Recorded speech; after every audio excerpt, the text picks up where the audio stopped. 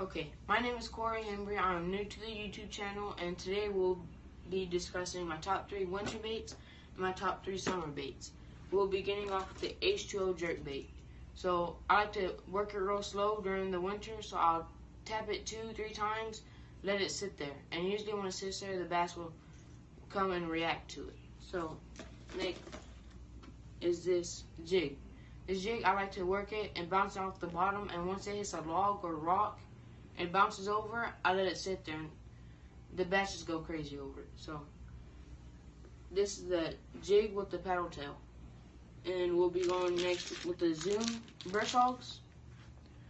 And with the brush hogs, I like to fish it real slow, bounce it off the bottom, and keep bouncing off the bottom, and then I'll let it sit there. And usually when you let it sit there, you'll usually end up feeling them bite it, or they usually end up biting. And so this is the Zoom brush hog. This is my favorite soft plastic. Now moving on to the summer. With the frogs, I like to cast it all the way to the bank, right next to that bank. You want to make it kiss the bank. That's how close you want it. So when you get on that bank, you want to pop it, let it sit there for a while, pop it, and if you're lucky, you'll get a bite. And then when you bite on it, you don't want to automatically set the hook. You don't set it to the side neither. So you let them eat it for like 3-4 seconds, and you want to set the hook up.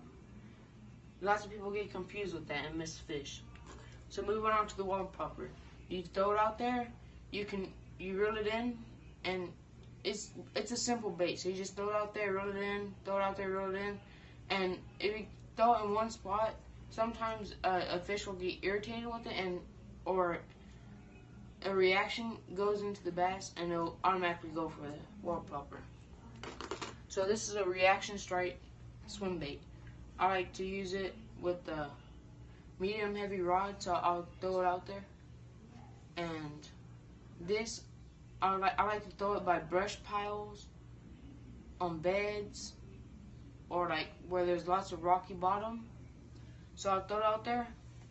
And with these, you want to work really slow on the bottom.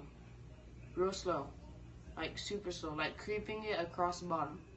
So when you do this, the fish think it's either on their bed eating their eggs, or they think it's a fish and they want to eat it. And it triggers them to eat it. So you want to work it real slow across the bottom during the winter.